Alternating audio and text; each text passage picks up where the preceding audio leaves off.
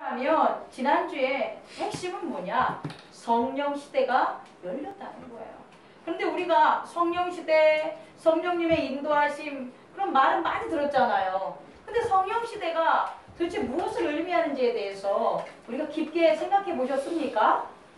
깊게 생각해 보는 시간이 없었어요. 왜냐하면 성령을 하면 일부 신비주의자들 혹은 은사주의자들이 방언을 하고 환상을 보고 해가지고 성령에 대해서 자기가 본 것을 통변하고 환상을 알려주고 이런 것들로 우리에게 접근돼 있으니까 그것을 경험하지 않는 사람들은 성령의 역사에 대해서 나는 지금 성령이 역사하시나 성령 시대가 열렸나 하는 것에 대해서 확인하고 가지 못했다는 거예요. 혹 예전에 이제 그런 예배를 드릴 일이 있어가지고 방언도 하고 막 했었던 사람이 좀 해를 거듭하면서 그런 걸 안 했을 때 어떤 마음이 있냐면 성령님이 우리 가운데서 떠나셨어.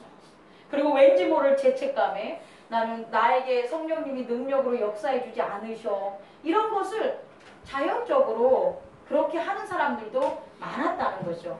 그런데 뭐 그렇게 믿고 사는 사람들은 할 수 없지만 우리는 좀 더 포괄적으로 좀 더 진리 가운데 성령님을 아는 그런 시간을 갖기를 원해요. 성령님이다, 하나님이다, 그리스도 예수다 이렇게 했을 때 우리가 딱 오는 게 형상화된 게 사람으로 이렇게 우리가 형상화해요. 그래서 하나님 그러면 하나님의 세계를 떠올리기보다 무엇을 떠올리냐? 하나님이 마치 아브라함에게 나타난 그런 사람의 형상, 하나님의 사자의 형상 이런 걸 생각하게 되고요.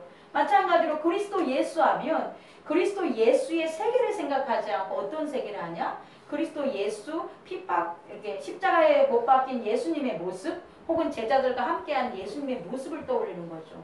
더불어 성령님도 마찬가지죠. 성령님도 어떻게 막 형이상학적인 그런 모습이 어떤 인물의 형상화 돼가지고 뭔가 우리의 인지와 지각의 세계에서 이해할 수 있는 그런 형상으로 우리는 그리게 된다는 거예요. 그런데 성경 66권이 우리에게 주는 가장 큰 진리는 뭐냐면 세계예요. 킹덤. 다시 말해서 왕국 혹은 그의 세계를 나타낸 거지 하나의 어떤 인물이라는 우리가 알고 있는 그런 미시적인 관점으로 바라보면 안 된다는 겁니다. 그래서 성령의 세계는 뭐냐? 바로 이런 거예요. 성령께서 이 세상의 몸, 육체 가운데 오셨다는 거예요. 이 좀 신기하죠? 성령님은 원래 인간의 육체의 몸 속에서 나타나지 않아요. 구약의 성령님을 보면 독립된 개체로 하나님의 사자, 주의 사자 이런 형태로 나타나셔가지고 그의 백성들에게 메시지를 전했단 말이에요. 또 하나는 성령님이 하시는 걸 봤죠. 그런 걸 본 선지자들, 그런 선지자들이 성령의 가르침과 인도하심을 밖에 세상 사람들에게 전해주는 형태로 나타냈다는 거예요. 그런데 성령 시대가 됐다는 건 뭐냐면 그 구약에 있었던 그와 같은 특성이 그대로 오는 게 아니라 새로운 시대가 열렸다는 거예요. 성령의 존재함은 태초부터예요. 그러니까 구약에도 있었고 신약에도 있는데 그것이 나타남이 새롭게 나타났는데 그게 뭐냐? 인간의 육체 가운데 육체라는 인간적인 세상에서 하나님의 성령이 운행하시고 임재하시는 일들이 벌어진다는 거야. 놀라지 않네? 이들이 놀랄 만한 건데?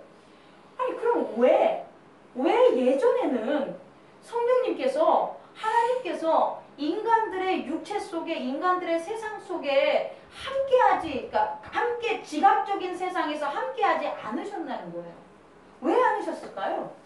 예수님이 안 오셨어요. 그렇죠. 예수님이 안 오셨다는 거예요. 다시 말해 못 오시는 거예요. 왜 못 오시냐면 거룩하신 하나님은 거룩하지 않는 자들과 함께할 수 없어요. 모세가 하나님의 영을 만나러 가시나무 떨기나무에 갔을 때도 하나님께서 말씀하신 게 뭐냐면 너의 신발을 뭐하라? 벗어라. 상징적인 의미인데 여기는 하나님이 거하시는 거룩한 땅이니라 그렇게 되는 거예요. 그래서 하나님과 함께하는 이스라엘 민족들은 그들이 하나님과 함께하는 거룩함을 어떻게 해요? 제사를 지내거나 거룩함으로 하나님을 만날 차비를 해야 된다는 거예요. 선지자들이 왜 하나님의 말씀과 하나님의 영을 접할 수 있었냐면 그들이 하는 일은 거룩함에 도전하는 거예요. 그리고 거룩한 자가 되기 위해서 자기가 세워지는 역할들을 하는 자들이에요. 물론 평생 동안 육체의 모습으로 있을 동안 변함없이 거룩함을 유지하는 사람도 있었겠죠. 뭐 에녹이라든지 나중에 모세 같은, 물론 그도 죽었지만, 혹은 우리가 잘 알고 있는 또 누가 있겠죠? 노아, 엘리야, 이런 분들은 그와 같은 거룩함의 지속성이 다른 사람들과 분명히 구별된다는 거예요. 그래서 그 구별됨으로 인해서 다른 사람들이 가는 장례 절차라든지 무덤에 묻히는 거에서 구별됐어요.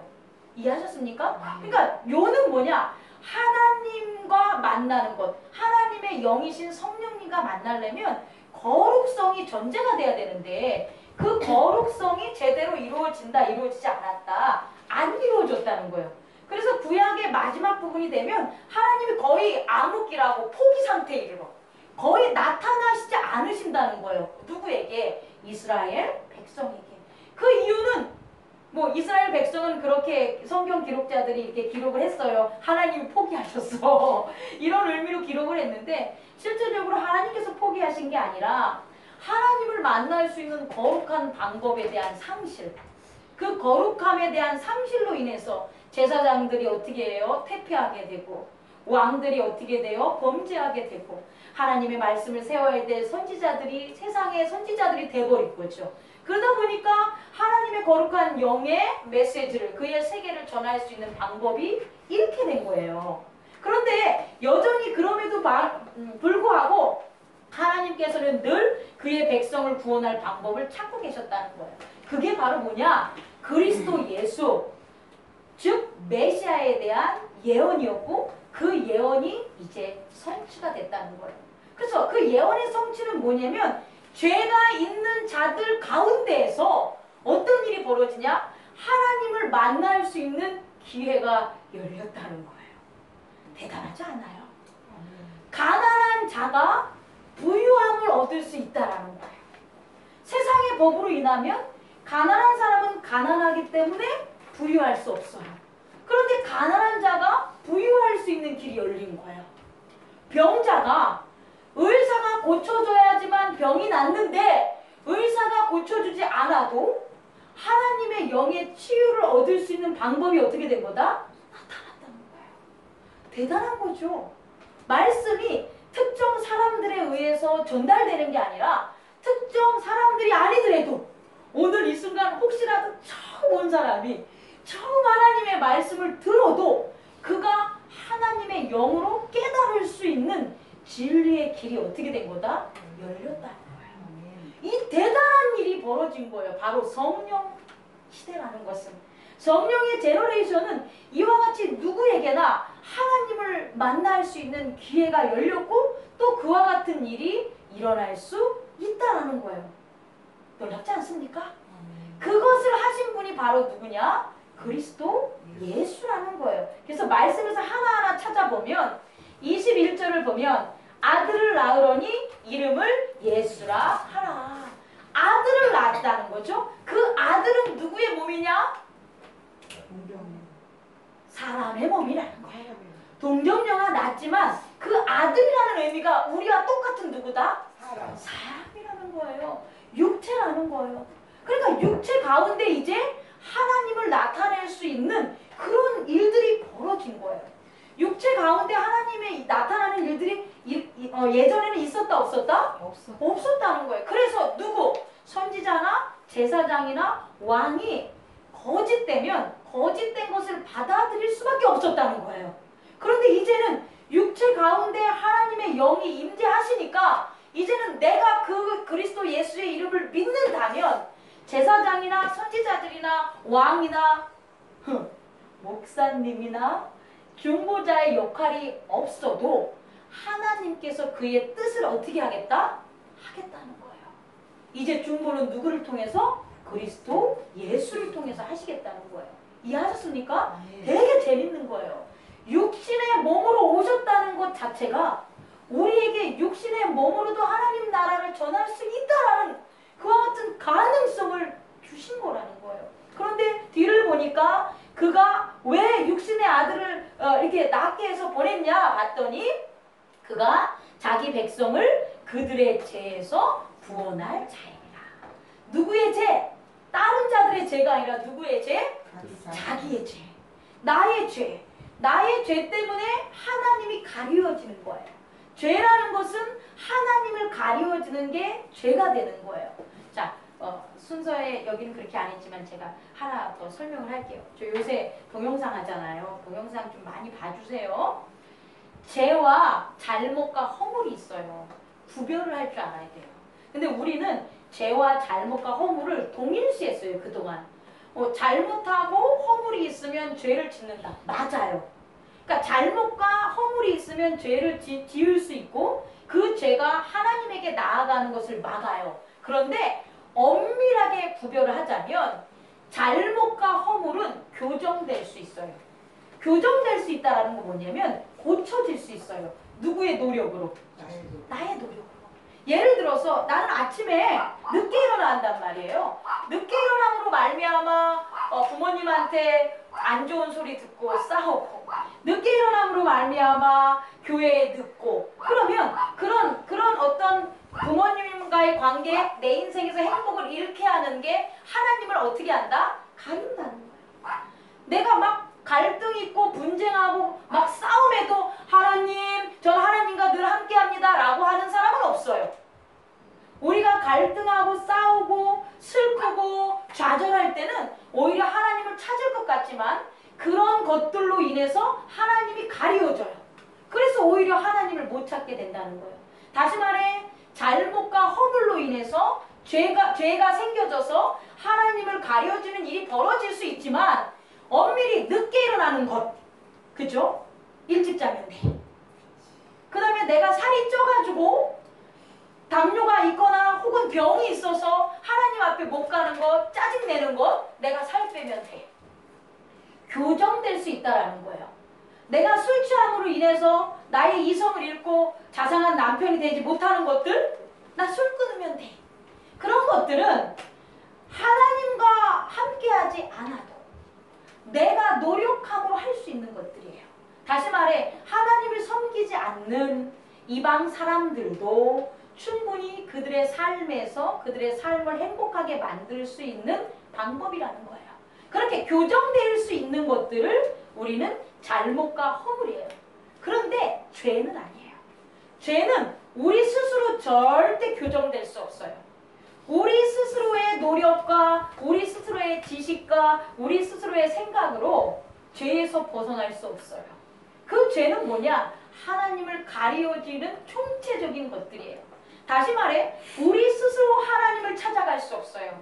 우리의 이성으로 하나님을 찾아갑니까? 그건 하나님이 아니라 이성으로 만든 하나님이에요. 마치 금송아지를 만들고 마치 우상을 섬김으로써 하나님이 거기에 임재한다고 믿는 거짓된 것들이지 실제적으로 거룩하신 분은 뭐가 없어야 된다? 죄가 없어야 되기 때문에 거룩하신 하나님은 죄 가운데 임하지 못하기 때문에 죄의 문제를 해결해야 되는데 우리 스스로는 그 죄를 해결할 수 없다는 거예요. 그 죄를 해결하려면 뭐를 이겨야 되냐? 세상을 이겨야 돼요. 여러분 스스로 세상을 이길 수 있습니까? 못 이기죠. 세상이 나를 만들었다고 세상에 조종되고 세상에 강요되고 세상에 따라가고 세상에 복종하고 세상에 좌절하면서 여러분들은 여태껏 살아왔어요. 그래서 여러분의 힘으로는 세상을 감당할 수가 없어요. 세상의 지식에 여러분들이 대항할 수 있습니까? 세상의 부함, 세상의 돈에 여러분들이 대항할 수 있습니까? 세상의 의술에 여러분들이 대항할 수 있습니까? 천만에요. 여러분은 세상을 못 이겨요. 그래서 세상을 동경하고 세상에서 살아가는 법을 가르치죠. 그리고 배우죠. 그러면 하나님 앞에 갈 수 있다 없다? 못 간다는 거예요. 그래서 이 죄에 대한 것, 세상을 물리치고 세상이 아닌 하나님의 나라를 가르쳐 주실 수 있는 그 때가 오는데 그 때가 바로 뭐냐? 메시아가 이 세상에 도래한다는 거예요. 그래서 그 메시아가 와서 우리에게 해주는 역할이 뭐냐? 우리를 우리의 뭐에서? 죄에서 구원한다는 거예요. 그런데 그렇게 죄에서 구원하면 어떤 일이 벌어지냐? 23절 다 같이 읽어볼까요? 시작. 보라, 처녀가 잉태하여 아들을 낳을 것이요 그의 이름을 임마누엘이라 하리라 하셨으니 이는 번역한즉 하나님이 우리와 함께 계시다. 아멘. 멋지지 않습니까? 하나님이 우리와 함께 하신다는 거예요. 성령의 세대가 열린다는 것은, 예수 그리스도가 육체의 몸으로 오신다는 것은, 육체의 몸을 가진 우리가 이 땅에서 누구와 함께한다? 하나님과 함께한다. 육체의 몸을 가진 우리가 임마누엘, 하나님과 함께할 수 있다는 거예요. 다시 말해 하나님의 세계, 천국, 그 나라에 살아갈 수 있다는 거예요. 그래서 예수님께서는 뭐라고 얘기했냐? 너희가 천국이 여기에 있다, 저기에 있다가 아니라 어디 있다? 너희들 마음에 있다. 그 마음을 다른 말로 바꾸면 믿음이라는 거예요. 우리가 믿음으로 예수 그리스도 안에 살면 우리는 믿음에 거듭난 예수 그리스도의 사람이 되는 거죠. 우리가 믿음으로 예수 그리스도의 안에 살아서 예수 그리스도의 사람이 되면 우리는 육체를 가지고 살아가지만 어디에서 살아간다? 하나님 나라에서 살아가는 일들이 벌어지게 되는 거예요. 그것을 위해서 오늘 누가?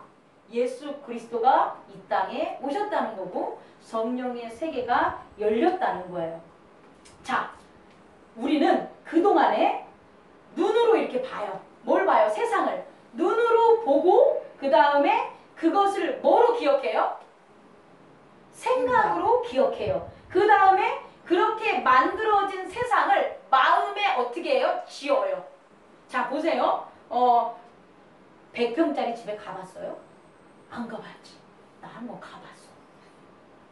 100평짜리 집에 갔는데 가장 큰 문제점이 뭐냐? 도대체 화장실이 어디냐는 거야. 그리고 들어온 입구를 몰라. 이게 100평짜리 집은 이렇게 들어오자마자 거실이 아니에요. 통로가 있어. 이렇게 통로가 있어서 룸이 이렇게 나열되어 있기 때문에 그 통로를 잃으면 이게 익숙하지 않으니까 몰라요. 자, 이제 제가 얘기를 해줄게요. 시골에 있는 제가, 이제 시골 산골에 있는 제가 이제 그걸 도시 문명을 한 거잖아요. 그럼 세상적으로 살면 눈으로 본 거예요. 우와. 그 다음에 어떻게 합니까? 생각으로 기억하는 거예요. 아, 100평짜리 집은 이렇게 생겼어. 그 다음에 마음으로 뭐 하냐? 그런 집에 살고 싶다. 라고 집을 짓는 거예요. 그리고 뭐 하냐? 아, 이런 집에 사는 게 하나님의 축복이야. 라고 또 집을 짓는 거예요. 그 다음에 하나님의 축복을 받기 위해서 내가 100일 동안 새벽기도 가야지. 이렇게 지은 거예요. 그럼 그 사람이 지어온 마음의 집은 뭐냐면 100평짜리 집을 보고 기억하고 하나님이 그렇게 해서 져주겠지 해서 내 세계를 만드는 거예요. 그게 우리의 보편적인 살아가는 방법들이에요. 그런데 예수 그리스도, 다시 말해 육체 가운데 죄의 문제를 해결해 주시고 우리로 하여금 하나님의 말씀과 세계를 다이렉트로, 성령으로 다이렉트로 우리가 느끼게 해주면 변화가 일어난다는 거예요. 어떤 변화냐? 예수님께서 분명히 언급하셨는데 우선 뭐를 하냐? 저 성을 어떻게 한다? 예루살렘 성을 무너뜨리는 거예요. 예루살렘 성을 무너뜨리는 것은 실제적인 성을 무너뜨리는 게 아니라 우리 마음속에 우리가 지고 있었던 세상을 보고 세상을 기억하고 하나님이라고 만들었던 예루살렘 성전을 어떻게 하는 거예요? 무너뜨리는 거예요. 우리의 기대 속에 우리의 마음속에 예루살렘 성이 무너지면 현실적으로 이 세상에 있는 물질적인 예루살렘 성이 무너져요. 한번 제가 얘기해 볼까요? 만약에 하나님의 성이라고 믿었다면 누가? 유대인들이 예루살렘 성을 그 믿음을 계속 지키고 있었다면 로마인이 쳐들어오던 아니면 무슨 대포로 쏜다고 해도 그 예루살렘을 지키기 위해서 누가? 유대인들이 희생한다는 거예요. 어떻게 해서라도 지킨다는 거예요. 대한민국이라는 이 한민족이 2년에 한 번꼴로 전쟁을 해왔던 나라라고 하잖아요. 고구려라는 아주 작은 땅이 중국에 비하면 되게 작은 땅이 계속해서 어떻게 한 거예요? 지켰던 거예요. 제가 역사를 보면 몇만 대군이잖아. 100만 대군이잖아. 그 100만 대군 수양제나 수문제가 그네들을 데리고 왔을 때 고구려가 100만 명이 100만 명끼리 싸워서 이긴 게 아니에요. 걔네 100만 명 오면 우리는 한 30만 명 정도. 그런데 이길 수 있었던 거예요. 그건 뭐냐? 믿음이 있었던 거예요. 이것은 누구의 땅이다? 우리의 땅. 내 땅이다.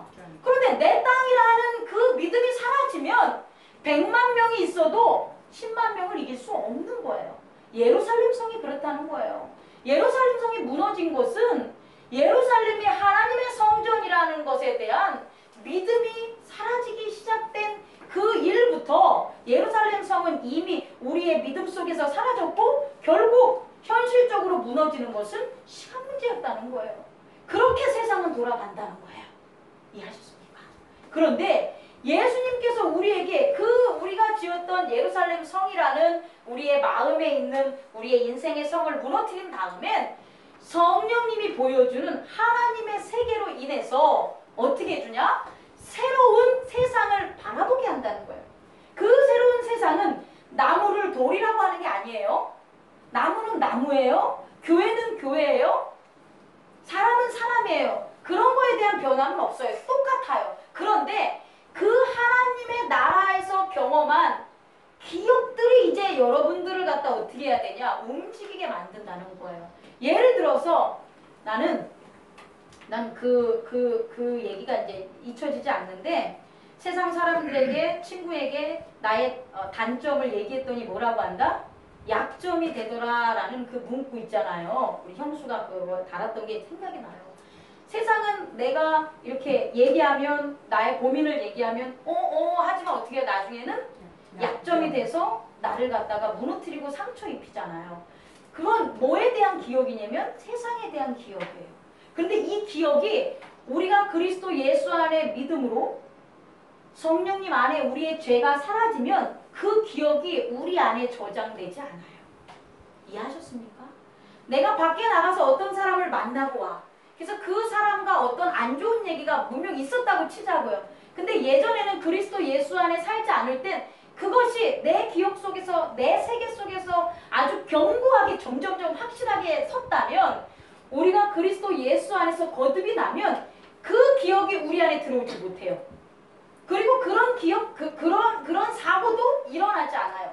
왜냐하면 성령님을 통해서 새롭게 바라보기 때문이에요. 어떻게 바라보냐? 죄사함이라는 용서와 사랑으로 바라보게 돼요.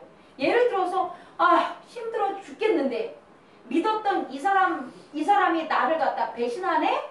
이게 예수 그리스도 안에 살지 않는 이전 성령 시대 이전의 나의 모습이라면 예수 그리스도 안에 사는 나에게 뭐냐면 똑같은 상황이지만 얘가 오늘따라 너무 지쳐 보이는구나 나를 깨닫게 해줘. 그리고 그 친구가 어떤 모습이냐? 이 친구가 좀 이렇게 불안정하네? 이 친구가 나는 되게 똑똑하고 되게 현명한 줄 알았는데 오늘 얘기 나누는 걸 보니까 이 친구도 조금 부족한 면이 있구나. 내가 이 친구의 얘기를 그동안 그렇게 막 믿었던 것이 어떻게 보면 내가 좀 잘못 생각하고 있는 거네? 라고 스스로 어떤 사건이 일어나기 전에 벌어지는 상황에 대한 성령에 따른 하나님의 사랑에 따른 새로운 시각으로 바라보게 되는 거예요. 다시 얘기해 줄게요. 세상을 보고 기억하고 만들어서 살아갔던 내가 하나님의 말씀과 하나님의 사랑을 느껴서 그게 느낀 게 본 거예요. 봐서 그것으로 생각을 하게 만들고 그 생각한 것 하나님을 바라보고 느낌으로 생각한 것들이 세상을 보는 거예요. 그러니까 세상을 보는 모습이 전혀 다르게 나타나게 된다는 거죠. 그래서 결국은 세상을 바라봤을 때 예전에 내가 느끼지 못했던 기쁨이라든지 내가 전해주지 못했던 행복이라든지 내가 베풀지 못했던 하나님의 지식이라든지 여유라든지 기다림이라든지 이런 것들을 실천하면서 세상의 평화라는 용서라는 사랑이라는 새로운 하나님의 나라의 성을 그 사람에게 지어주는 거예요. 멋지지 않아요? 그렇게 우리가 지어졌을 때 이 사람은 예전엔 똑같은 사람을 봤을 때는 같이 욕하고 같이 원망하고 같이 뭐 살아가는 거 아무것도 없어 이렇게 했던 사람이 우아하는 거예요. 실제적으로. 그 당시에 우아하진 않아도 이미 성령님의 그 세계에 우리가 살고 있기 때문에 그 사람이 집에 돌아가면 뭔가 이상해. 얘가 예전에 얘가 아니야. 예전에는 나랑 술도 같이 먹고 예전에는 나랑 놀러도 같이 하고 했었던 애인데 얘는 이런 거 싫어할 것 같아. 얘가 갑자기 바뀐 것 같아. 얘가 교회 나가더니 나랑은 좀 틀려졌네 라는 걸 자기가 느끼게 된다는 거예요. 굳이 교회 나가세요. 하나님 예수 믿으면 천국, 안 믿으면 불신 지옥 이렇게 떠들어 다니면서 인간의 언어로 설득하는 그와 같은 하나님 나라가 아니라 하나님 나라에 내가 임하기 때문에 나는 지나갈수록 하나님의 나라를 뚝뚝뚝뚝뚝뚝 어떻게 되는 거예요? 흘릴 수밖에 없는 거예요. 그런데 이 하나님의 나라가 나타나는 것이 여러분 우리의 의지 때문에 우리의 계획 때문이 아니라는 거예요. 그건 하나님이 계획하신 변화라는 걸 잊지 마시기 바랍니다. 그래서 성경에서 한번 살펴보자는 거예요. 뭘 살펴보면 2절에 보니까 등장인물들이 여러 명이 나오는데 우선 동방박사가 나오고요. 그 다음에 마리아와 요셉을 한번 보자고요. 이 셋을 우선 볼게요. 자, 누가복음에 가면 누가복음 요 똑같은 것에 병행하는 구조로 보면 목자들이 나와요. 목자들. 동방박사가 예수님을 알린 것처럼 목자들이 양을 치다가 주의 사자를 만나가지고 알리는 그런 장면이에요. 그러면 성경이 잘못 기록된 게 아니라 동방박사도 와서 경배했고 목자들도 와서 경배했다라는 거예요. 근데 그것을 전한 또 다른 사람들도 왔을 수 있어요. 와가지고 계속해서 하나님의 사자가 임한 자들은 예수가 그리스도라는 것을 알렸다는 거예요. 그럼 자 보십시오. 자 이제 제가 잘 설명해 드릴게요. 동방박사가 뭐 하는 사람들이에요? 천문학을 연구하는 사람들이죠. 그럼 그 사람들은 태어나서 만약에 앞으로 죽을 때까지 뭐만 할 것 같아요? 천문학만 연구한다는 거예요. 이 땅에 가만히 있어야 돼요. 가만히. 어른 나타나면 가만히 있어야 돼요. 혹시 무서우면 뻑꾹 하세요. 뻑꾹. 반응하면 안 돼요. 자, 동방박사는 그리스도 예수가 이 땅에 오지 않으시면 무엇을 해야 되냐면 천문학만을 연구하고 죽을 사람들이에요. 그런데 그들에게 누가 오심으로? 예수. 그리스도 예수예요. 뭐라고요? 그리스도 예수. 예수의 몸으로 오신 그리스도를 봄으로써 그들이 바뀌어요. 뭐로? 천문학을 연구했던 사람에서 누구를 만난 사람으로? 예수. 그리스도를 만난 사람으로 바뀌는 거예요. 그리스도를 경배한 사람으로 바뀌는 거예요. 하나 더 설명할게요. 헤롯이죠, 헤롯. 헤롯은 왕이었잖아요. 그런데 그리스도 예수가 옴으로써 그가 어떻게 돼요? 만약에 그리스도 예수가 헤롯 시대에 안 왔으면 그는 뭐한 왕에 불과해요. 아니, 뭐한 왕으로 기록이 되겠어요. 나라를 다스리는 왕으로 기록이 되겠죠. 근데 그리스도 예수가 왔어요. 그러므로 헤롯은 뭐가 돼요? 그리스도 예수를 죽이려고 했던 사람으로 기록이 되는 거예요. 이게 바뀐다는 거예요, 여러분. 우리가 뭐가 바뀐다고 하면 상당히 우리의 모습에서 뭐 특별한 사람으로 바뀌어. 이렇게 착각하기 쉬운데 그게 아니라 하나님이 세우신 이 땅에 온 사람, 그리고 이 땅에서 우리를 바라봤던 사람들의 시각이 바뀐다. 이 세상에서 바라봤던 정체성을 가지고 있는 사람. 다시 말해 우리 장도아 집사님 하면 밖에서 바라보는 건 FC, 보험 설계사 이렇게 바라보잖아요. 근데 교회에서 우리의 성도들이 보험 설계사로 바라보면 안 돼요. 집사님, 교회의 세계에서 바라보는 것은 집사님. 그런데 집사님이 말씀으로 거듭나서 그리스도 예수 안에 살아가면 누가 되냐? 집사도 이제 없어져. 하나님의 사랑을 전하는 사람이 되는 거예요. 그럼 완전히 바뀌는 거예요. 다시 말해 본질이 회복되는 거예요. 헤롯은, 그렇다면 헤롯은 동방박사는 그리스도 예수께 경배한 자로 바뀌고 목자들도 양만 치고 맨날 그 주인에게 뭐예요? 이렇게 주인의 그런 하인으로 있었던 목자들이었는데 예수님에게 경배를 한 다음으로 그 사람들은 뭐가 된 거예요? 그리스도 예수께 경배한 목자들로 바뀌는 거예요. 뭐 좋게 이렇게 변화돼서 본질이 회복된 사람도 있지만 헤롯 같은 사람은 어떤 사람? 오히려 왕위로 있다가 세상의 왕으로 있다가 예수 그리스도를 죽이려고 했던 사람으로 본질이 회복되는 거예요. 다시 말해 악. 사단의 어떤 속한 자들, 어둠에 속한 자들로 드러나는 거예요. 그리스도 예수, 하나님의 구원 계획은 바로 여기 있다라는 거예요. 그의 백성은 드러나고 그의 백성이 아님에도 불구하고 그의 백성이라고 가장하고 숨겼던 사람들은 여실히 그 사람들이 하나님의 백성이 아닌 사단의 종들이었다는 게 드러나는 거예요. 그렇게 하기 위한 구원사역 성령의 시대가 바로 열렸다는 거예요.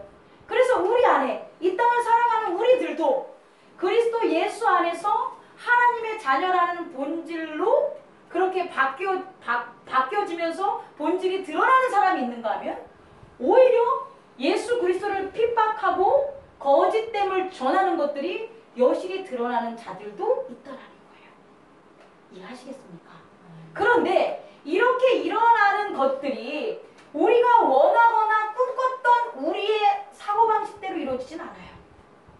이게 오늘의 포인트입니다. 자, 잘 보세요.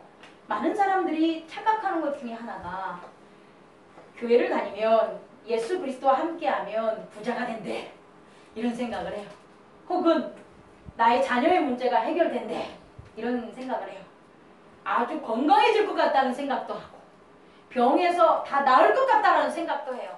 근데 안 나타나는 게 아니에요. 나을 생각하세요. 근데 이 본질을 이해하고 그런 생각을 하라는 거예요. 자, 우리 양치기 목자에 대해서 한번 살펴봅시다. 목자가 그리스도 예수를 경배하러 베들레헴에 가면서 그의 삶이 바뀌었을 거라는 걸 우리가 추측해야 돼요. 그의 삶이 어떻게 바뀌었을까요? 그리스도 예수께 메시아께 경배한 자로 바뀐 거예요. 그러면 공선생님, 그런 사람들의 인생은 계속해서 무엇을 기억하고 살까요? 그렇죠.